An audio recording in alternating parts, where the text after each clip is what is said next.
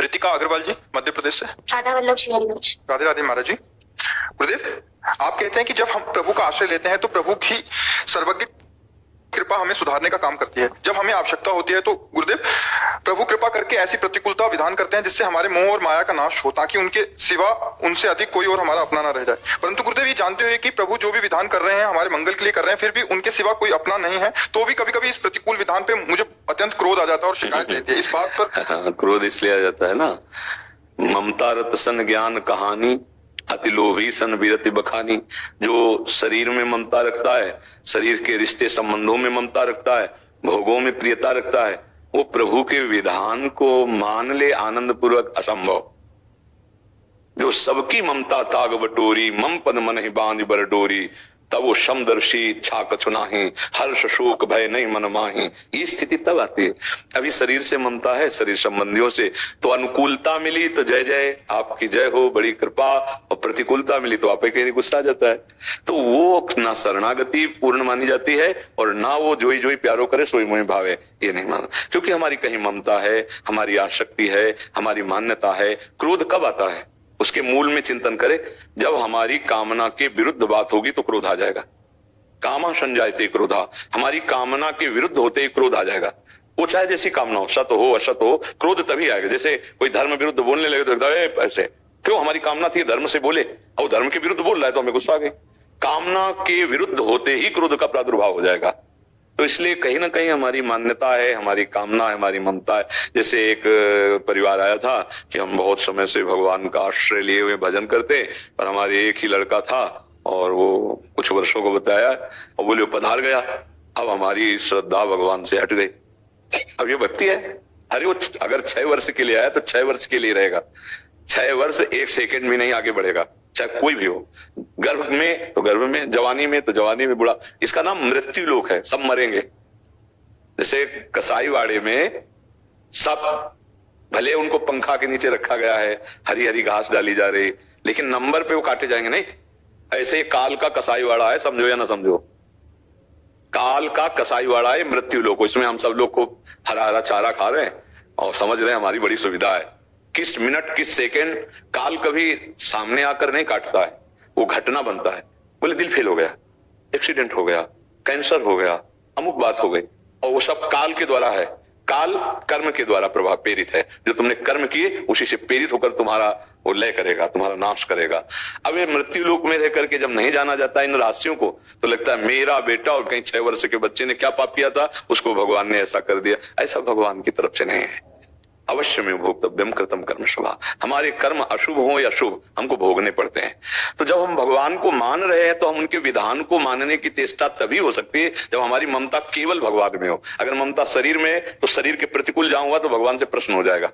गुरुदेव, आगे का प्रश्न ये था कि मुझे गुस्सा इसलिए, क्रोध इसलिए नहीं आता है कि प्रभु ने ऐसा किया, क्योंकि आपकी कृपा से समझ में आ गया है कि संसार में कोई अपना नहीं है और वो प्रभु ने बचपन से समझाया है। परंतु क्रोध इसलिए आता है कि दुनिया में कुछ नहीं चाहिए, संसार में कुछ नहीं चाहिए, पर उनसे तो प्रेम की अपेक्षा रख सकते हैं ना, उनसे दुलार की जैसे आवश्यकता है। आश्रय की क्रोध की जरूरत नहीं, प्रेम की भिक्षा रो के मांगी जाती है, ऐसे डांट के। प्रेम, हाँ, तो ऐसे भगवान से डांट के कोई मांगा है क्या?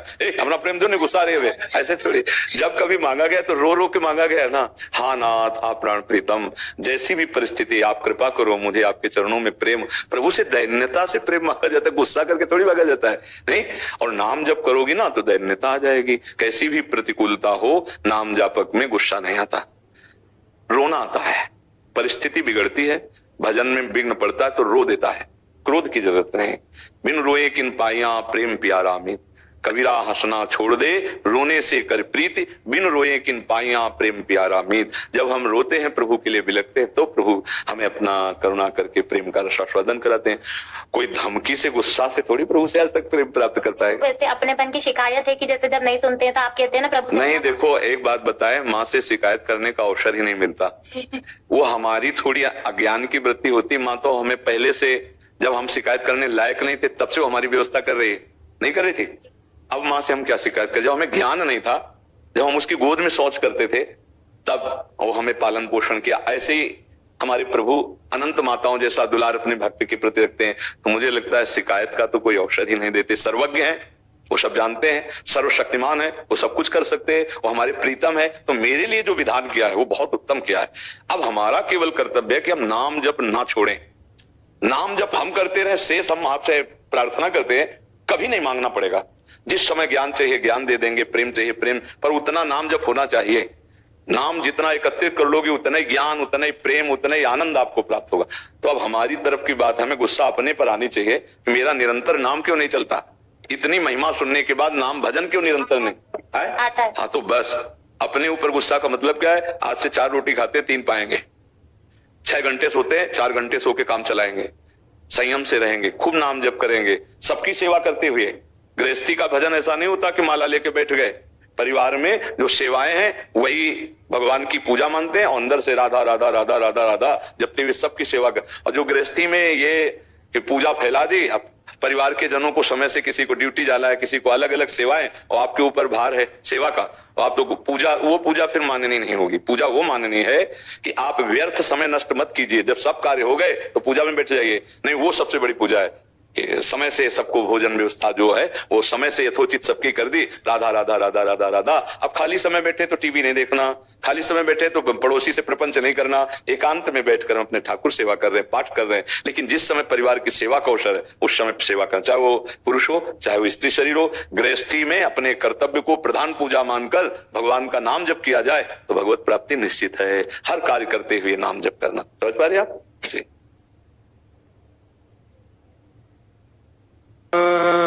वल्लभ लाल मन रखियो अपने चरणन में। जय जय राधा वल्लभ लाल